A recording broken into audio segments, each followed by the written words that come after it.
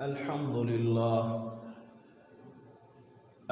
لله وكفى والصلاة والسلام على من لا نبي بعده صاحب التاج والمعراج سيد الإنس والجنات محبوب رب الأرض والسماوات الذي اسمه مكتوب في الإنجيل والتوراة أرسله الله تعالى بالحق بشيرا ونظيرا وداعيا إلى الله بإذنه وسراجا منيرا.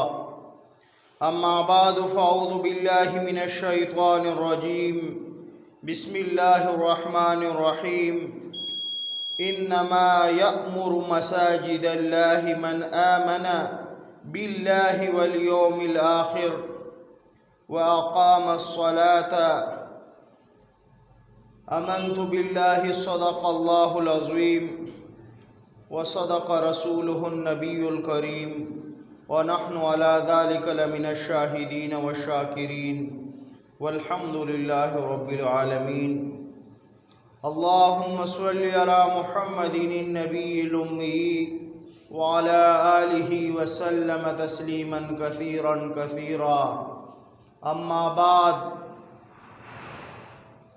وہ آئے جن کی آنے کی زمانے کو ضرورت تھی، وہ آئے جن کی آنے کی زمانے کو ضرورت تھی، وہ آئے جن کی آمد کے لیے بے چین فطرت تھی، وہ آئے نغمہ داؤد میں جن کا ترانہ تھا، وہ آئے گڑیا یعقوب میں جن کا فسانت تھا، وہ آئے مسترد تھی جس کی خاطر وادی بطحا، وہ آئے جن کے قدموں کے لیے کعبہ ترستا تھا. میرے بزرگوں اور ساتھیوں، میں نے آپ کے سامنے سورہ توبہ کی ایک آیات کریمہ تلاوت کی. میرے دوستو، اللہ جل جلالہ نے اپنے عظیم کلام میں ارشاد فرمایا کہ اللہ کی مساجدوں کو آباد کرنا تو صرف ان لوگوں کا کام ہے. انما یعمر مساجد اللہ، اللہ کی مساجدوں کو آباد کرنا تو ان لوگوں کا کام ہے من آمنا باللہ والیوم الآخر، ان لوگوں کا کام ہے جو اللہ پر، والیوم الآخر اور قیامت پر ایمان لائے ہوں. آگے وَأَقَامَ الصَّلَاةَ وَإِيتَاءَ الزَّكَاةَ، زکوٰۃ کا حکم کہ زکوٰۃ ادا کرتے ہوں اور نماز ادا کرتے ہوں. میرے دوستو،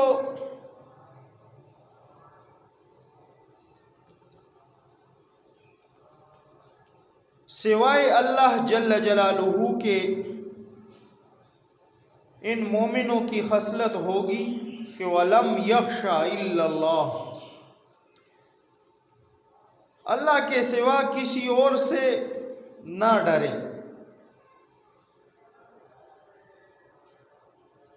خوفناک چیزوں سے ڈرنا فطری ہے.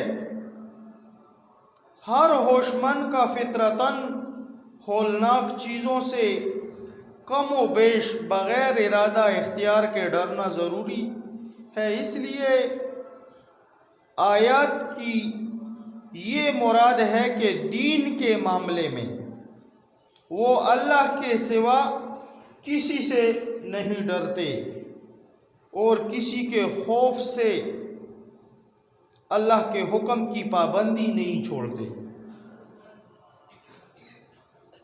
آیات میں رسول اللہ صلی اللہ علیہ وسلم پر ایمان لانے کا ذکر نہیں، لیکن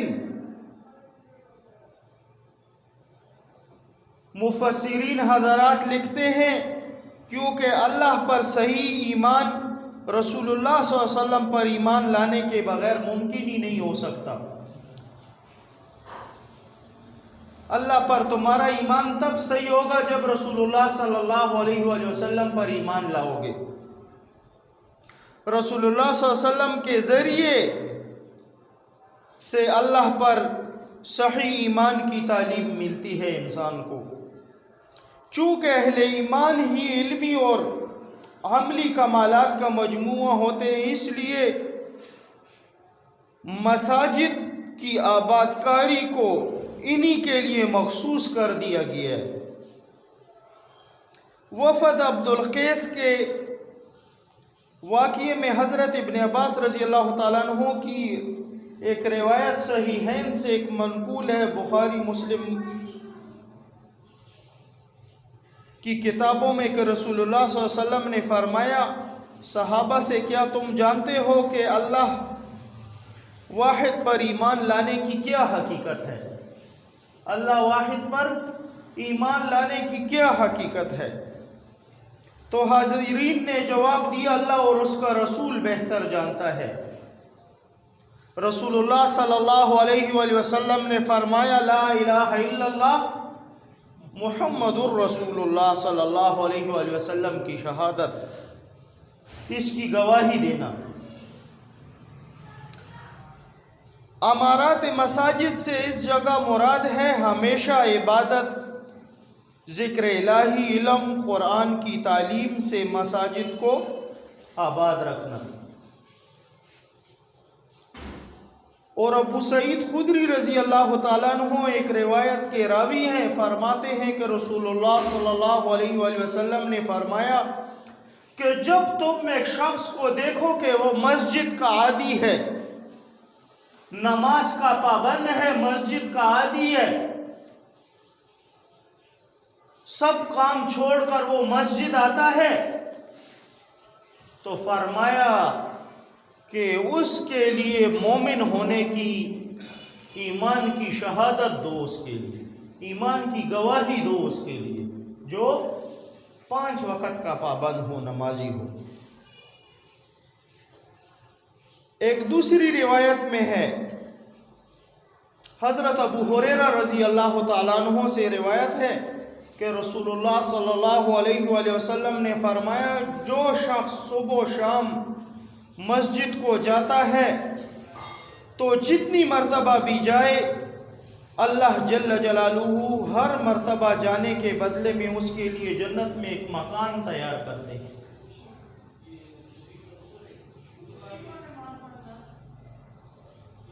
اور ایک دوسری روایت میں ہے کہ حضرت ابو ہریرہ رضی اللہ تعالیٰ عنہ راوی ہیں کہ رسول اللہ صلی اللہ علیہ وسلم نے فرمایا، جس روز اللہ کے سائے کے علاوہ کوئی سایہ نہ ہوگا، اس روز 7 آدمیوں کو اللہ جل جلالہ اپنے سائے میں لے جائے گا، اپنے سائے تک دل سے لے جائے گا۔ 7 آدمیوں کے متعلق اللہ کے محبوب علیہ الصلوۃ والسلام نے فرمایا، ان 7 آدمیوں میں رسول اللہ صلی اللہ علیہ وسلم نے فرمایا کہ ایک اس آدمی کا شمار ہے کہ جب وہ مسجد سے نکلتا ہے، مسجد سے باہر نکلتا ہے تو اس کا دل مسجد کے ساتھ ہی لگا رہتا ہے، یعنی اس کے دل میں یہی تمنا ہوتی ہے کہ واپسی مسجد کب آؤں گا۔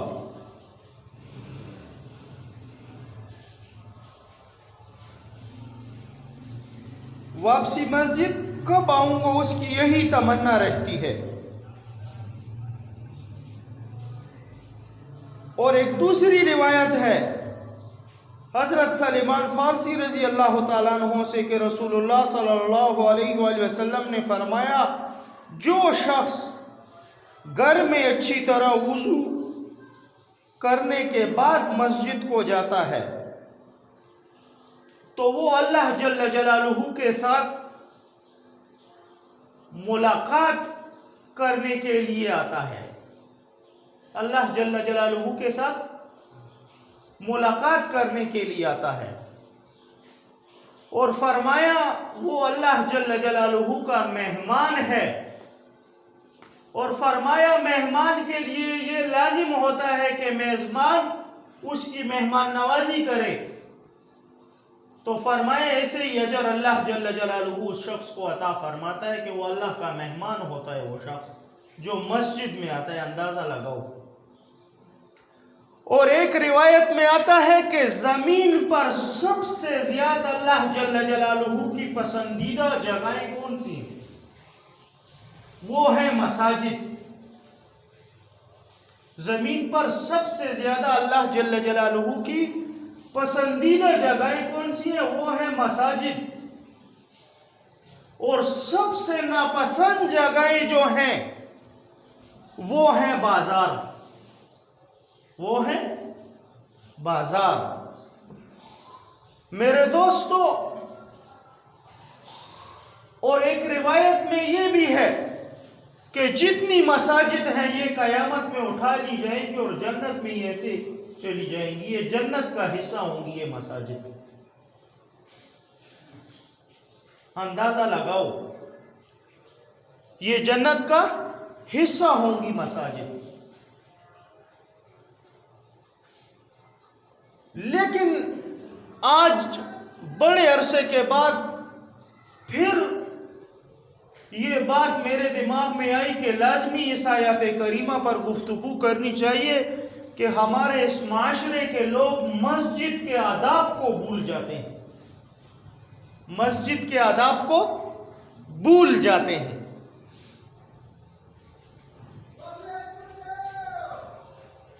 اور یہاں پر مجھے ایک قول یاد آئے رشید احمد گنگوہی رحمہ اللہ، حضرت مولانا رشید احمد گنگوہی رحمہ اللہ، انہوں نے فرمایا کہ جب تم ایک شخص کو دیکھو کہ یہ مسجد کا عادی نہیں ہے، نمازی نہیں ہے، مسجد کا عادی نہیں ہے، اور بے وقت مسجد کے لیے آیا، تو سمجھو یہ مسجد میں بہانہ کرنے کے لیے آیا، یہ مسجد میں بہانہ کرنے کے لیے آیا۔ اندازہ لگاؤ یہ بات اس نے کتنے زمانے پہلے کہی تھی، لیکن آج تم دیکھو تمہاری مسجد میں اس کا ثبوت ہے۔ تمہیں اپنے اس علاقے کے اندر بہت لوگ ایسے نظر آئیں گے کہ جو فرض نماز کے لیے مسجد میں نہیں آئیں گے، لیکن ان کو جب پیشاب زور دے گا تو اپنے گھر کی طرف نہیں بھاگیں گے، سیدھا مسجد میں آئیں گے پیشاب کے لیے۔ اور یاد رکھو کہ اللہ کے گھر کو صاف ستھرا رکھنے کا حکم ہے۔ ہم مومن تب کہلائے جائیں گے جب اللہ کے گھر کا احترام ہمارے اس دل کے اندر ہوگا۔ اگر دل کے اندر ہمارے مسجد کا احترام نہیں ہے تو اللہ کے گھر کا انکار کرنے والا یا اللہ کے گھر کے ساتھ بغض رکھنے والا کیسا ہے؟ اس کا ایمان ہے یا نہیں ہے؟ اور جو اللہ کے گھر کے اندر آئے اور پیشاب اور بہانے کرے تو اس کا کیا حکم ہوگا؟ اندازہ لگاؤ اس بات سے تھوڑا سا۔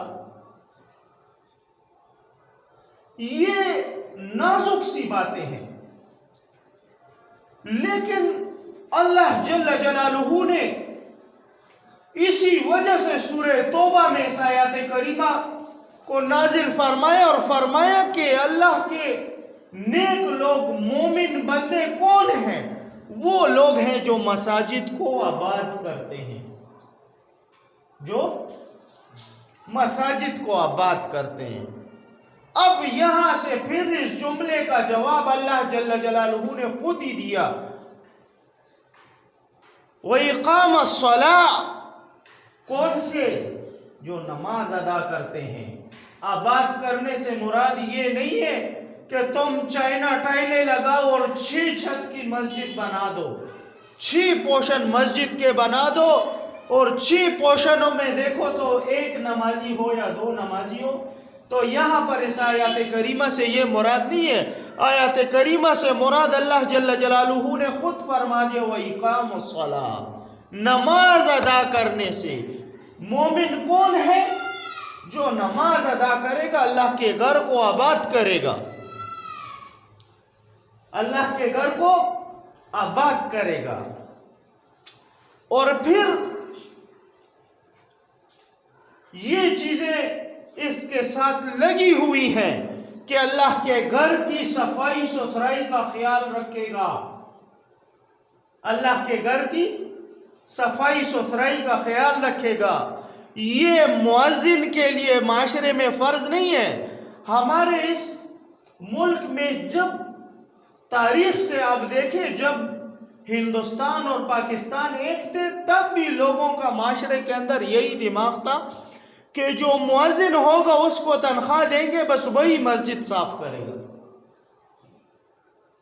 حالانکہ اس میں اسی سورہ توبہ کی اس سے اگلی آیات کریمہ میں ایک دوسری روایت کے متعلق کہا گیا ہے کہ ابن عباس رضی اللہ تعالیٰ عنہ، جو آقا علیہ الصلوۃ والسلام کے چچا تھے، جو قیدیوں میں بھی آئے تھے، جب انہوں نے اسلام قبول نہیں کیا تھا، اس سے پہلے کی بات ہے، تو وہ کہتے تھے کہ ہم تو، مشرکین مکہ کا ایک دماغ تھا، وہ کہتے تھے ہم تو پاک لوگ ہیں، ہم تو پاک لوگ ہیں، ہم تو خانہ کعبہ میں دیکھو حاجیوں کو پانی پلاتے ہیں،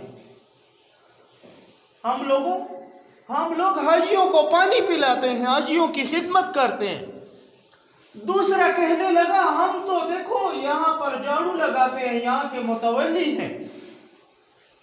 لیکن اللہ جل جلالہ نے اس آیات کریمہ سے ان کو جواب دیا کہ وَإِقَامُ الصَّلَاةِ، مسجد تمہاری اس پانی پلانے سے آباد نہیں ہوگی کہ تم کہو کہ میں مکہ کا سردار ہوں، تو یاد رکھو اس کے لیے تمہاری ایمان کی شرط ہے۔ پہلی شرط تمہارے لیے کیا ہے کہ میرے اس محبوب خاتم النبیین پر ایمان لاؤ گے، تبھی تمہاری یہ محنت قبول ہوگی۔ ایک کافر اگر 100 سال تک زکوٰۃ دیتا رہے، اس کا ایمان نہیں ہے تو اس کی زکوٰۃ کس کام؟ اس کا بدلہ اس کو اللہ جل جلالہ دنیا میں ہی دے دے گا، آخرت میں اس کا پھر حصہ نہیں ہوگا۔ لیکن عرض میری یہ تھی کہ اللہ کے گھر کو آباد کرنے سے مراد یہ ہے کہ یہاں نماز کے لیے آئیں گے اور اس کی صفائی ستھرائی کا اور اس کے نظام کا بھی خیال رکھیں گے۔ یہ ایک فرد واحد پر نہیں ہے کہ ایک فرد واحد ہی بس اس کا خیال رکھے گا، یا مسجد کے اندر ایک طالب علم قرآن حفظ کر رہا ہے یا نورانی قاعدہ پڑھ رہا ہے یا ناظرہ پڑھ رہا ہے تو اس پر ہی فرض ہے کہ وہی مسجد میں جھاڑو لگائے گا اور سب آ کے ایسے ہی بیٹھیں گے، نہیں، بلکہ سب پر یہ لازم ہے کہ اللہ کے گھر کی صفائی ستھرائی کا خیال رکھے گا، اللہ کے گھر کے آداب کا خیال رکھے گا، اللہ کے گھر کے اندر داخل ہوگا تو کیسے داخل ہوگا؟ جو حضور نے طریقہ بتایا تھا۔ اگر اس طریقے کے خلاف داخل ہوگا تو پھر اس کا آنا صحیح نہیں ہوگا، آ جائے گا لیکن اس کی زبان کے نکلے ہوئے الفاظ اس کے پیچھے میزان میں ڈالے جائیں گے۔ اللہ کے گھر کے اندر آنا لیکن اس کے محبوب کے طریقے سے، اس کے محبوب نے جو طریقہ بتایا ہے کہ مساجد کے اندر تیز آواز سے گفتگو نہیں ہوگی، مساجد کے اندر شور و غل نہیں ہوگا، یہاں تک کہ ایک روایت میں آتا ہے کہ ایک شخص اگر مسجد کے اندر یہ کہہ دے کہ میری اونٹنی گم ہو گئی، میری اونٹنی گم ہو گئی، تو حافظ ابن حجر رحمہ اللہ لکھتے ہیں فتح الباری میں، بخاری کی شرح میں جو عربی کی کتاب ہے، فرماتے ہیں کہ آقا علیہ الصلوۃ والسلام نے فرمایا کہ اس شخص سے کہو کہ اللہ کرے تمہاری چیز کبھی نہ ملے، کیا فرمایا؟ ہماری یہاں مرغیاں بھی چوری ہو جاتی ہے تو لاؤڈ سپیکر میں ضروری اعلان سنو، میری مرغی گم ہو گئی. اللہ کے بندے، یہ اللہ کا گھر اس کے لیے کہ تم 3 گھنٹے لاؤڈ سپیکر لگا کر اس میں مرغیوں کے اعلان کرو. بلکہ مسجد کے اندر اشعار کہنے سے بھی منع کیا گیا.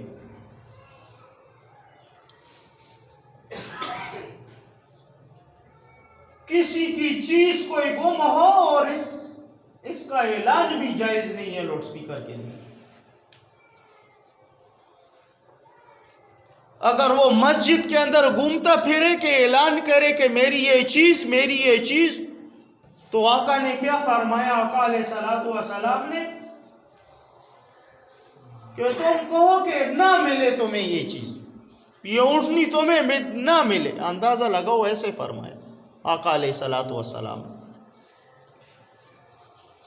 تو میرے دوستو، مسجد کے آباد کرنے کا حکم، اس کی صفائی ستھرائی اور اس سے شور و غل بھی ختم کرنا ہے. ایسے نہیں ہے کہ مسجد کے اندر آئیں اور چیخ و پکار شروع ہو جائے، مسجد کے اندر شور و غل کرنا یہ قطعاً جائز نہیں ہے. بلکہ مسجد میں ایک شخص آ رہا ہے اور اس نے دایاں پاؤں اندر رکھا اور دعا پڑھی، اللہم افتح لی ابواب رحمتک. اس نے دعا پڑھ لی تو وہ مسجد میں جب گھسا تو اس کو یہ حکم ہے کہ وہ دیکھے گا کہ کوئی لوگ نماز پڑھ رہے ہیں، نماز، تو سلام بھی تیز نہیں کرے گا، سلام بھی تیز نہیں کرے گا. بلکہ جو لوگ فارغ بیٹھے ہیں ان کو سلام کر رہے تو آہستہ آواز میں سلام کرے، تیز سلام بھی نہیں کرے گا. قرآن کی تلاوت کر رہے تو اس کو تو سلام کرو نہیں، نماز پڑھ رہے اس کو سلام نہیں کرو.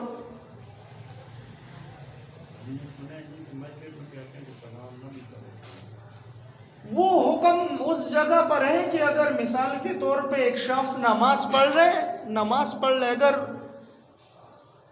نماز پڑھ رہے تو تم کوشش کرو کہ تم سلام نہ کرو. اور اگر کسی نے سلام کیا بھی تو وہ دیکھ بھال کر، اگر نہ کیے تو اس میں مذائقہ نہیں ہے. لیکن سلام اگر مسجد کے اندر بھی کرے گا تو آہستہ آواز میں کرے گا، بالکل آہستہ آواز میں. ہاں، دوسرا عرض، اکثر ہماری ان مساجد میں قرآن خوانیاں ہوتی ہیں.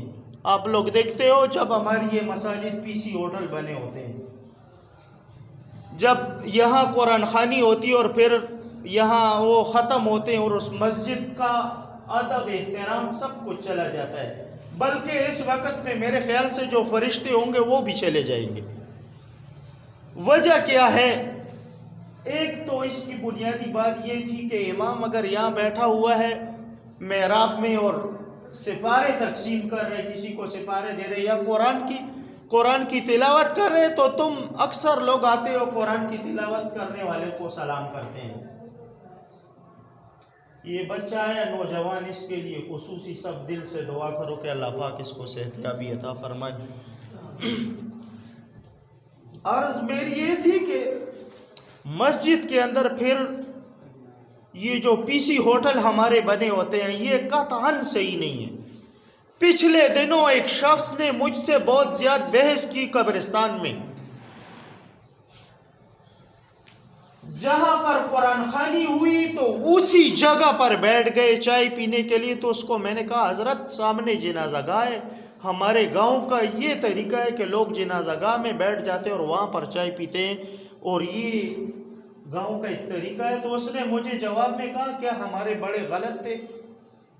وہ الٹی طرف بات کو لے گیا، حالانکہ اس کو میں شرعاً ایک صحیح بات کر رہا ہوں، قرآن حدیث کی روشنی میں اسے کہہ رہا ہوں کہ یہ عبرت کی جگہ ہے.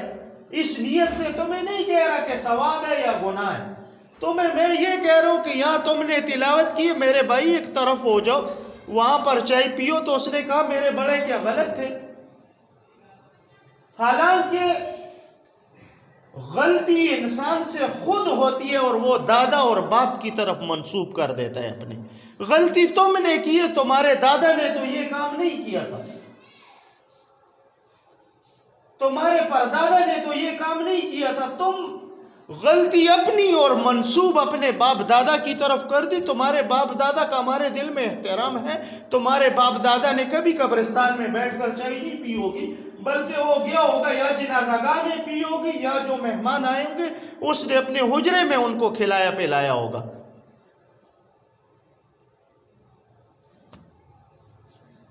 تو یہ آداب و آداب یہ انسان کے لیے بہت زیادہ ضروری ہے.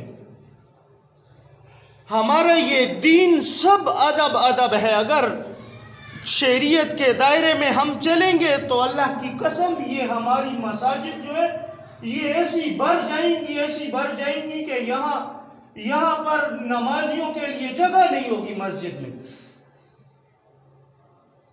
لیکن ہم نے دین کو اپنی منمانی سے نعوذ باللہ ثم نعوذ باللہ چلانا شروع کر دیا ہے. جو میرے من میں آئے وہ کروں اور اللہ کے حکم کو رد کر دوں، تو یہ قطعاً انسان کے لیے جائز نہیں ہے. بلکہ یہاں مسجد کے اندر میں دوبارہ بھی آپ کو بتاتا ہوں کہ مسجد کے اندر انسان آئے تو اسے چاہیے کہ اپنے گھر سے باوضو ہو کر آئے، اپنے گھر سے تیاری کر کے آئے. یا آئیں گے تو پہانے اور پیشاب، یہ مساجد کوئی پیشاب کی جگہ ہے یا تم کوئی مسافر ہو تمہارا یہاں گھر نہیں ہے. یہ تو مسافر کے لیے ہے کہ ایک مسافر ہے جس کا کوئی ٹھکانا نہیں ہے بیچارے کا، وہ آ گیا تو وہ مسجد میں نماز کے لیے آیا تو اس کو استنجا کی ضرورت پڑی تو وہ کر لے. پھر اس کے بعد دوسری جو بنیادی بات ہے کہ جب تم آؤ مسجد کے اندر تو ہمارے اس معاشرے سے وہ بزرگوں کے طریقے وہ ختم ہوتے جا رہے ہیں. آقا علیہ الصلوۃ والسلام نے جو مسجد نبوی کا طریقہ رکھا تھا اس طریقے کو آج ہمارے مسلمان ملکوں نے سب نے رد کر دیا ہے. وہ کون سا؟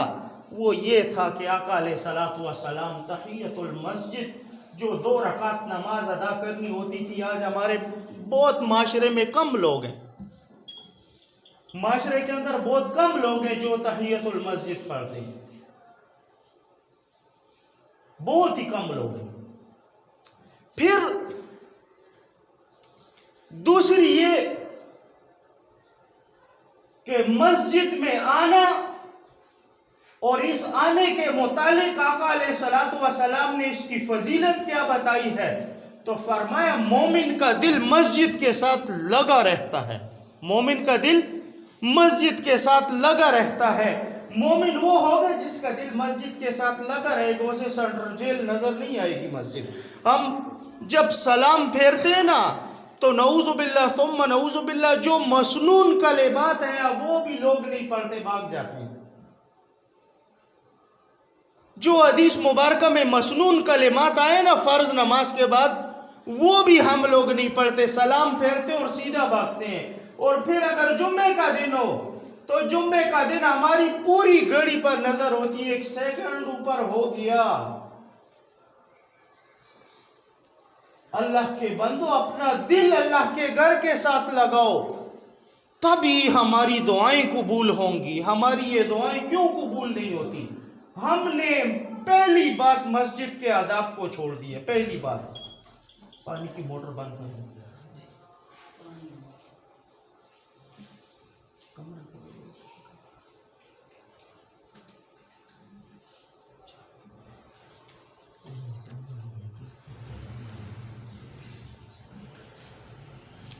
تو عرض میری یہ تھی کہ مسجد کے ساتھ اپنا دل لگاؤ، نیک لوگوں کی صحبت میں بیٹھو. امام احمد ابن حنبل رحمہ اللہ جو اتنے بڑے مسلک کے امام تھے اور جن کو شریعت میں یہ فضیلت بھی حاصل تھی کہ 100 مرتبہ اللہ جل جلالہ سے خواب میں ہم کلام ہوئے، 100 مرتبہ. آخری مرتبہ پوچھا میرے رب آپ کس چیز پر خوش ہوتے ہیں کہ میں فارغ وقت میں وہ کام کیا کروں؟ فرمایا اے امام احمد ابن حنبل تمہیں فارغ وقت ملے تو تم قرآن کی تلاوت کیا کرو، میں اس پر بہت خوش ہوتا ہوں. یہ میرے رب نے فرمایا. امام احمد ابن حنبل رحمہ اللہ سے۔ وہ امام احمد ابن حنبل، اس کے پڑوس میں ایک لوہار رہتا تھا، اور وہ لوہار بیچارہ دن کو تھکا، پورا دن محنت کرتا تھا، جب رات کو آتا تھا اپنے گھر تو اس کا گھر امام احمد ابن حنبل رحمہ اللہ کے مکان سے اونچا تھا، تو امام احمد ابن حنبل رحمہ اللہ اپنے مکان میں رات کو نماز کے لیے کھڑے ہوتے تھے، تہجد پڑھتے تھے، اور یہ لوہار بیچارہ رات کو روتا تھا کہ میرا وجود درد کر رہا ہے اور مجھے تکلیف ہے، کاش کہ میں بھی امام احمد ابن حنبل جیسا کھڑا ہوتا اور نماز پڑھتا۔ یہ تمنا اس لوہار کے دل میں تھی۔ امام احمد ابن حنبل رحمہ اللہ جب دنیا سے تشریف لے گئے اور یہ لوہار بھی دنیا سے تشریف لے گیا، تو ایک پڑوسی کو امام احمد ابن حنبل رحمہ اللہ خواب میں آئے، تو اس پڑوسی نے پوچھا کہ حضرت آپ تو اتنے بڑے مسلک کے امام اور اتنے بڑے بزرگ تھے، کیا معاملہ کیا اللہ جل جلالہ نے تمہارے ساتھ؟ تو فرماتے ہیں کہ اللہ جل جلالہ نے مجھے اپنے فضل سے بخش دیا، میری مغفرت فرما دی، اپنے فضل سے مجھے معاف فرما دیا۔ پھر امام احمد ابن حنبل رحمہ اللہ نے اس شخص سے کہا کہ بس ایک شخص تھا جو ایک بات میں مجھ سے بازی لے گیا، ایک شخص تھا۔ حالانکہ امام احمد ابن حنبل رحمہ اللہ بزرگ تھے، ولی تھے اللہ جل جلالہ کے، امام تھے مسلک کے، ان کی تو نیکیاں ویسے ہی سمندر تھی، لیکن فرماتے صرف ایک عمل کی وجہ سے ایک شخص جو میرا پڑوسی تھا لوہار، وہ مجھ سے نمبر لے گیا۔ بس یہ خواب سنی، امام احمد ابن حنبل رحمہ اللہ کی باتیں سنی خواب میں، اور جیسے صبح ہوئی تو اس لوہار کا دروازہ کھٹکھٹایا، تو اس کی شریک حیات نے پردے سے جواب دیا کہ کیوں؟ فرمایا تمہارا شوہر جو لوہار تھا وہ کیا کام کرتا تھا، ایسا کون سا عمل تھا کہ وہ امام احمد ابن حنبل رحمہ اللہ نے مجھے رات میں کہا کہ یہ شخص ایک بات میں مجھ سے بازی لے گیا، وہ کون سا ایسا عمل تھا تمہارے اس شوہر کا؟ تو فرمایا کہ میرا شوہر تو لوہار تھا، ویسے تو اس کا کوئی عمل صحیح نہیں تھا، لیکن رات کو جب امام احمد ابن حنبل کو دیکھتا تھا کہ وہ نماز کے لیے کھڑا ہوا ہے، تو اس وقت یہ افسوس کرتا تھا کہ کاش میرے بدن کے اندر بھی اتنی طاقت ہوتی کہ میں اللہ جل جلالہ کے سامنے کھڑا ہوتا اور امام احمد ابن حنبل سے میری مشابہت ہوتی۔ فرمایا یہ تمنا تھی میرے شوہر کے دل میں۔ فرمایا تمہارے شوہر کو اللہ جل جلالہ نے اس صرف اور صرف ایک معمولی سی تمنا کی وجہ سے اتنا بڑا مقام دے دیا۔ میرے دوستو، تو علماء سے محبت کرو، نیک لوگوں سے، ان کو گالیاں مت دیا کرو، اللہ کے واسطے۔ اللہ کا واسطہ دے کر کہتا ہوں، اکثر لوگوں سے سنتا ہوں جو مشائخ اور بزرگوں کے متعلق زبانوں کا غلط استعمال کرتے ہیں۔ دوسرا یہ کہ مساجد کے احترام میں آپ کو یہ بات کہتا ہوں کہ اپنی مساجد کو نمازیوں سے آباد کرو۔ یہ نماز اکثر آپ لوگ دیکھتے ہیں کہ جمعے کے دن تین چھت بھی بھرے ہوتے ہیں مساجد کے، لیکن جب ظہر جمعہ سے پھر عصر ہوئی تو دیکھتے ہیں پھر وہی 4-5 بندے۔ تو کیا تم اور لوگوں کو اللہ رزق نہیں دیتا؟ کیا تم لوگوں کو سانس لینے کے لیے اللہ جل جلالہ نے یہ آکسیجن نہیں دی ہوئی؟ تم پر اللہ کا کوئی احسان نہیں ہے کہ اس کا شکر ادا کرو۔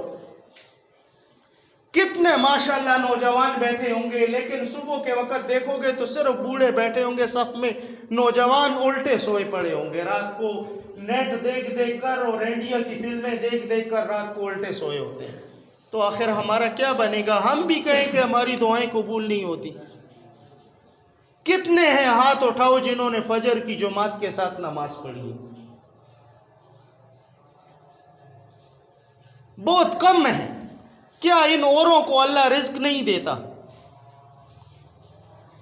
کیا تمہیں اللہ جل جلالہ نے صبح کا ناشتہ نہیں دیا کہ تم نے نماز نہیں پڑھی؟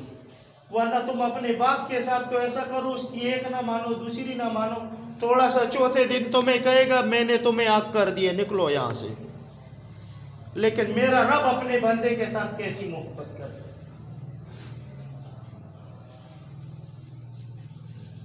میرے دوستو، آخری گزارش یہ ہے کہ مساجد کو آباد کیا جائے، نمازیوں سے، اور اس کی صفائی ستھرائی کا خیال رکھا جائے۔ آبادی بھی ہونی چاہیے مسجد کی اچھی۔ یہ اللہ جل جلالہ نے جن کو توفیق دی ہے، تو آپ دیکھتے ہیں مدرسے کی ہماری یہ تعداد بڑھتی جاتی ہے دن بدن، الحمدللہ۔ تو یہ سب محلے والوں کو فکر کرنی چاہیے کہ دوسرا چھت ہم مسجد کا کیسے بنائیں گے، لیکن ساتھ میں یہ بھی دل میں پکا عہد کرے کہ ہم 5 وقت کی نماز کے لیے مسجد میں آئیں گے۔ اگر کام کاروبار انسان کا باہر ہے محلے سے، رات کو تو اپنے گھر آتا ہے نا، فجر میں تو گھر میں ہوتا ہے، تو فجر کی نماز کے لیے تو آئے۔ وآخر دعوانا الحمدللہ رب العالمین۔ سنتیں ادا کرو۔